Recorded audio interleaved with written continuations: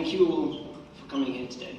My name is Ian and I'm one of Angela's 8 grandchildren. Granny Angela was always great at bringing people together, and it's wonderful to see so many of her friends and family here today to celebrate her life. Some of my earliest memories on this beautiful island revolve around Granny bringing people together at her wonderful Christmas parties. Flying in the week before with the order of 100, maybe more, mince pies and Christmas puddings smuggled safely away in our suitcase, helping set up the decorations under Granny's watchful instruction. There was always a spare tree left just for us to decorate. And trying to bang the gong in the hall as many times as I could get away with before being sent out to fruitlessly pick limes or try and catch lizards.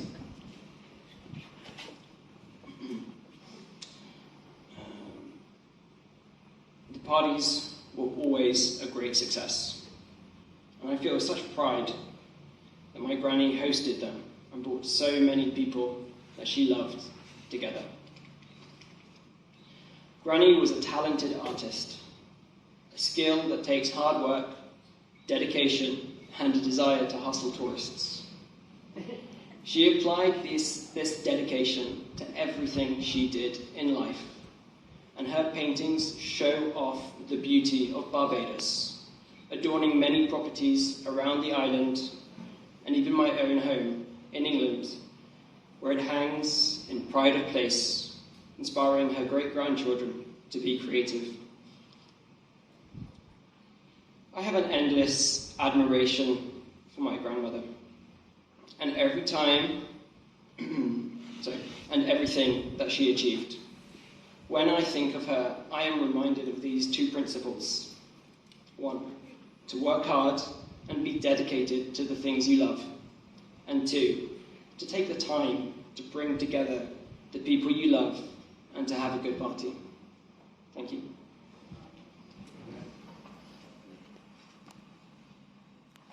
I'm Laura, Angela's granddaughter, and I'm really bad at public speaking, so bear with me on this.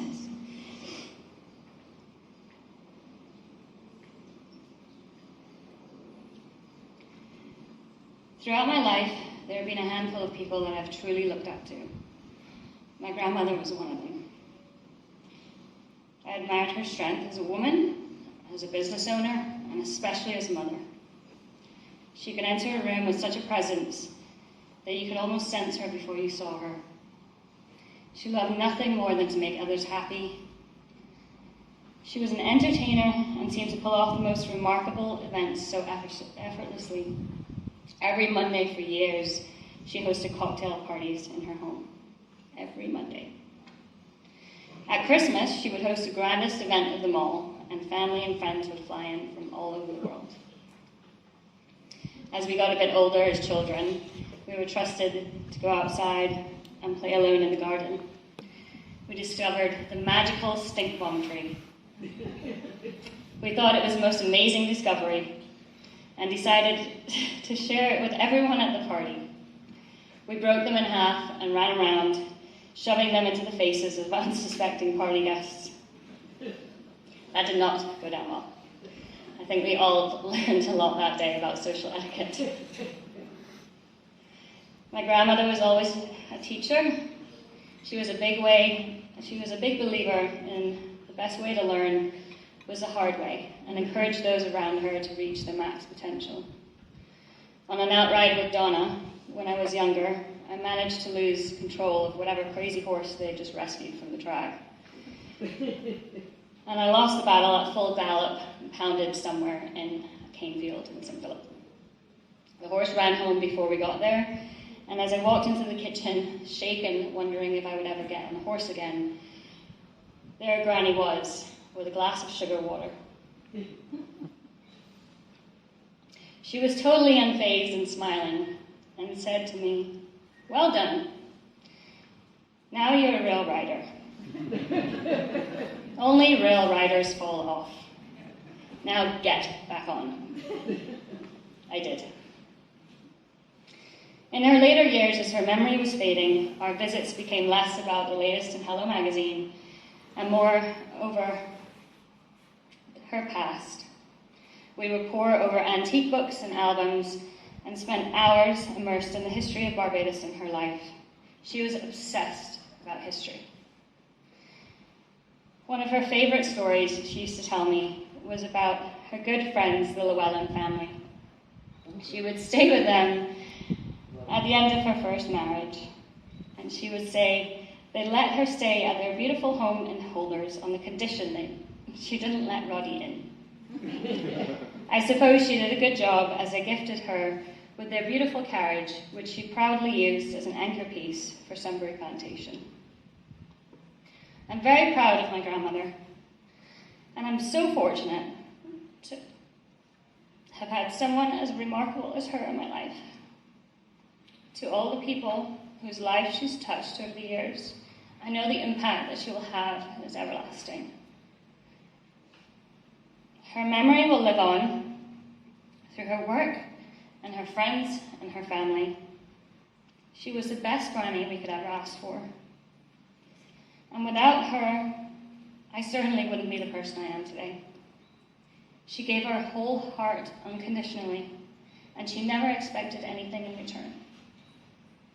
What more could I ask for as a role model?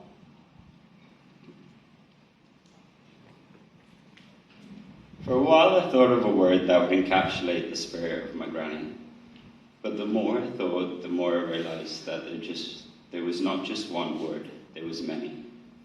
When I think of Granny, my first thoughts would be of love. The love she gave and also the love she received. For she would open her heart to the world, and the world would willingly open its heart back. From people to animals, from vegetation to canvases, from old to new, whatever she embraced would openly embrace her too. My second thought for Granny would be strength.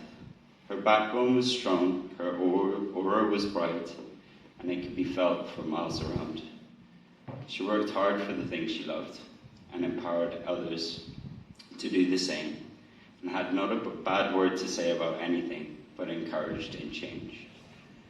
While many more words could come to mind when thinking about Granny, never a negative word would appear. Even in her name lives a word that truly describes her best, and all of us truly feel, and how all of us truly feel. She was definitely an angel, Angel A at that, and upon her arrival at the pearly gates, they will rejoice to have their angel back. Love you, Granny. May you rest in peace. But I know that truly up there, you will have everyone dancing on their feet. Amen.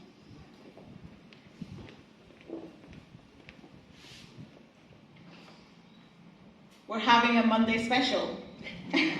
Angela, Mum, was a great and generous hostess, and the Monday night parties at Little Bentley was her favourite way for her and her late husband Keith Melville to entertain their family, their friends, and their friends' friends, for nearly 40 years.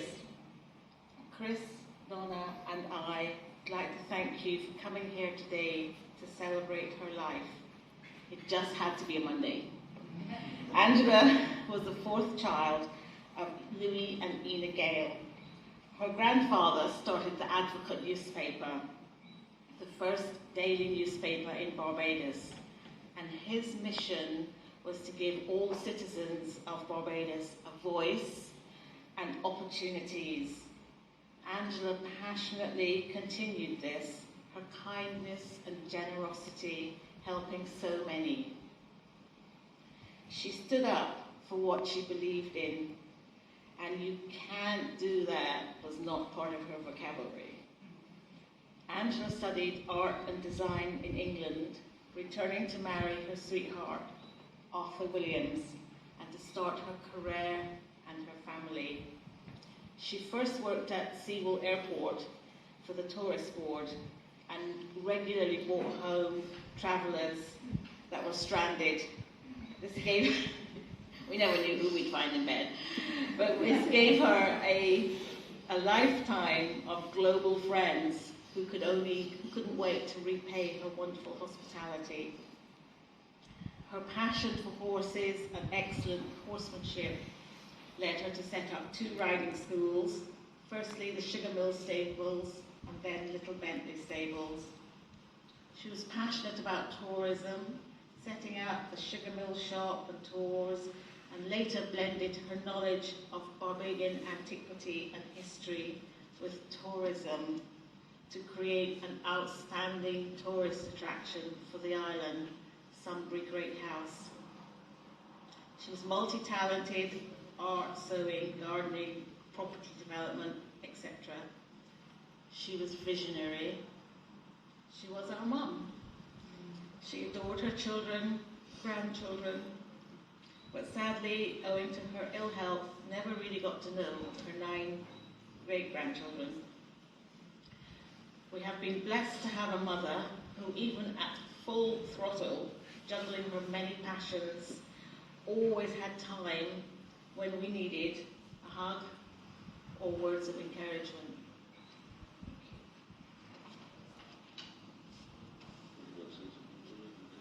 Say good morning. Good morning. I didn't really prepare a speech or anything like that because I don't like doing these things. But thank you very much, everybody, for coming. Mum will be missed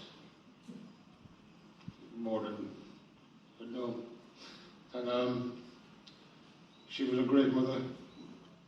We've had a lot of stories, and I don't know, I can't, sorry that I don't read because I can't say.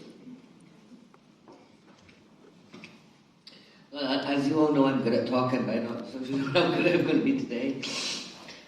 Absolute joy.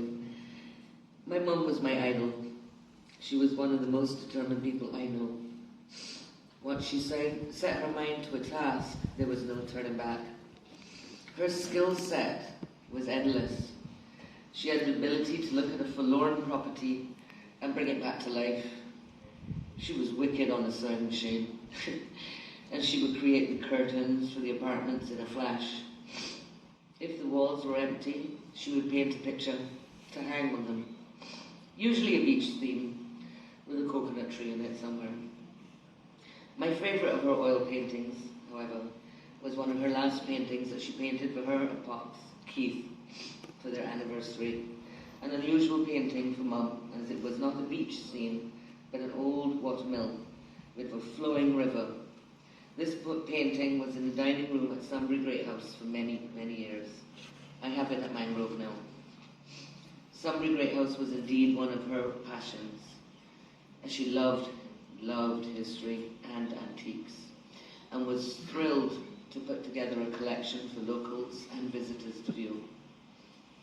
When we lost it to fire, she set to task and got Sunbury rebuilt with the help of loyal friends and family. She bought back in many beautiful pieces of mahogany that had been exported out of Barbados, a thing that she tried to prevent from happening. And oh yes, she loved an auction. She loved an auction sale and went to most, if not all, and was always excited about what she might find. At one such sale, she did find a real prize, which was an old mahogany chest of drawers that she recognized because she had damaged it as a child and got into a lot of trouble. The piece she had broken was still missing from the chest of drawers, and this beautiful piece is still on display at Sunbury House. However, many will never know its personal value.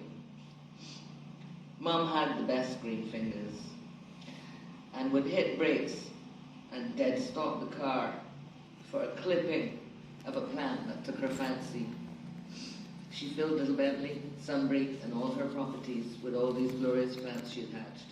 But be warned, don't cut her plants without her supervision, as this is surely a life or death situation, accompanied with plenty of colourful language. I remember once when Pops Keith had cut down her bougainvillea. Well, when she saw this massacre and found out it was Pops, that gave heard the order, she started up the chainsaw with a little help hidden and proceeded to cut down all the palm trees that he had planted. On his return home, he dropped his 2 briefcases and said, "But love, you didn't have to do that." She did actually pull a gun on Orlando once, as he decided to clean out her pond. Not such a good idea. She told him, if I didn't start out star need you, I would start out star shoot you. But the poor boy nearly wet his pants. Mum was the most amazing horsewoman I have ever known. And there's some good horsewomen in here today, I'll tell you that. My one regret is that I did not fully learn how to drive a buggy or carriage. She drove these with such pride and any opportunity. She always had a great build buggies. Gazelle and Pachuta are the ones I'm familiar with. Mum loved costume.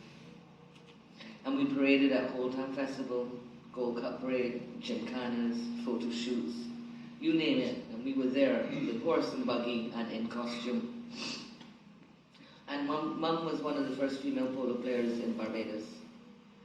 Mum loved her riding school students. I can't name you all, but you know who you are. Little Bentley days were some of the best days of my life. And I will always hold those memories there. Mum taught me to be mannerly and polite.